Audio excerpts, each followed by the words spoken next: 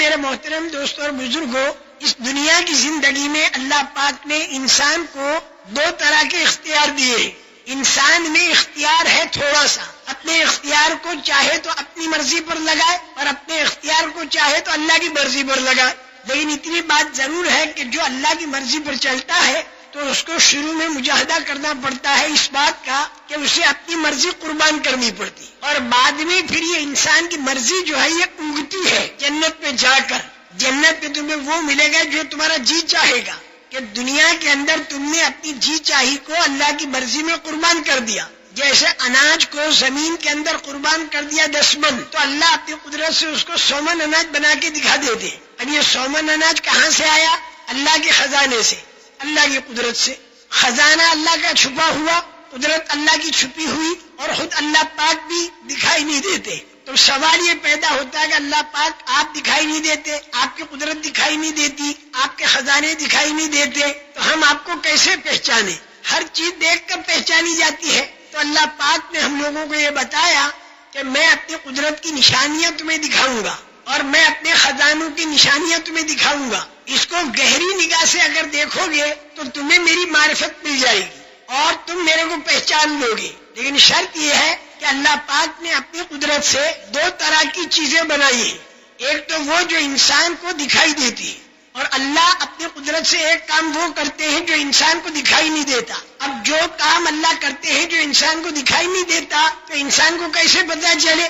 تو اس کا انتظام اللہ پاک نے یہ کیا کہ آسمانی وحی اتاری ہر زمانے میں انبیاء کرام علیہ السلام پر۔ تو یہ آسمانی وحی کے اندر اللہ وہ بات بتائیں گے کہ جو انسان کو دکھائی نہیں دیتی، جس کو غیبی نظام کہتے ہیں۔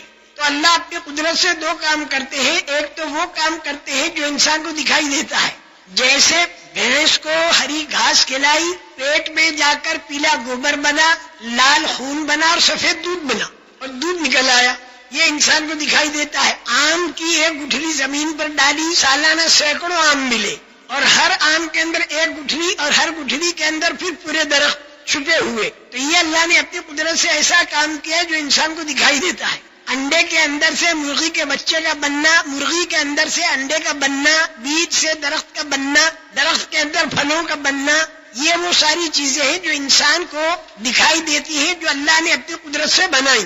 لیکن بعض کام اللہ ایسے کرتے ہیں کہ جو انسان کو دکھائی نہیں دیتے، جو اس وقت میں بھی کر رہے ہیں اور آئندہ کرنے والے ہیں، اور یہ اللہ نے بتا دیا کہ میں کروں گا اور کر بھی رہا ہوں۔ وہ غیبی نظام، اور وہ غیبی نظام جو اللہ نے ہمیں بتایا، وہ اگر حمایت میں آ گیا تو پھر یہ انسان دنیا کے اندر کامیاب ہوگا، چاہے ظاہری نظام کے اعتبار سے یہ کم طاقت والا ہو، کم سرمایہ والا ہو، کم دھن دولت والا ہو، اور اس کے آدمی بھی کم ہو۔ لیکن اللہ پاک کا غیبی نظام جب اس کی حمایت میں آئے گا تو دنیا والے دیکھ لیں گے کہ ان کی دھن دولت بھی بہت تھوڑی اور ان کی طاقت بھی بہت تھوڑی، مجمع بھی بہت تھوڑا، لیکن اللہ کا غیبی نظام ایسا چلا کہ صحابہ کے کپڑے موٹے، ان کے مکان چھوٹے، کھجوریں کھا کر گزارا کر رہے، اور ان کے مقابلے میں بڑی بڑی حویلیوں والے قیصر اور کسریٰ تھرا گئے۔ ساری دنیا حیرت میں رہے گی کہ ہوا کیا ہی، اور یہ ہر زمانے میں اللہ پاک کرتے ہیں۔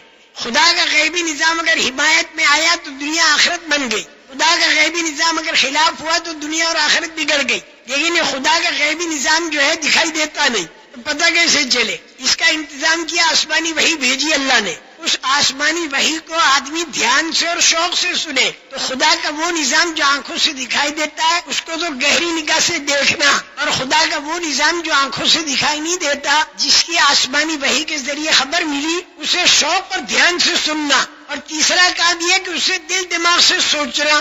یہ تین کام جب آدمی کرے گا تو اللہ کی ذات سے امید ہے کہ اسے اللہ کی معرفت ملے گی، اور اس کے دل کے اندر ہدایت کا نور اترے گا اور ایمان کا نور اترے گا، اور ایمان کا نور جب اترے گا تو اسے اچھے اعمال کے اندر کامیابی دکھائی دے گی، برے اعمال کے اندر ناکامی دکھائی دے گی۔ تو پھر یہ اچھے اعمال کی طرف چلے گا، چاہے ظاہری دنیا کا نظام اس کے موافق پڑے، چاہے خلاف پڑے، اسے کوئی پرواہ نہیں ہوگی، اور برے اعمال کے اندر اسے ناکامی دکھائی دے گی، چاہے دنیا کا ظاہری نظام اس کے موافق پڑے چاہے خلاف، اسے کوئی پرواہ۔ یعنی جب اس کے اعمال خراب ہوں گے تو خدا کا غیبی نظام خلاف ہوگا، تو پھر پوری دنیا کی حکومت بھی اگر ہاتھ میں آ گئی تو زندگی انجام میں اس کی اجڑ جائے گی۔ تو میری بات کو سمجھو، اللہ پاک تو دکھائی نہیں دیں گے اس دنیا کے اندر، اور اللہ پاک کی قدرت اور خزانے بھی دکھائی نہیں دیں گے. لیکن اب اللہ کو پہچانے کیسے؟ یہ آنکھ تو اسے نہیں دیکھ سکتی اس دنیا کے اندر، لیکن وہ سب کو دیکھتا ہے. تو پہچانے کیسے اللہ پاک تجھے؟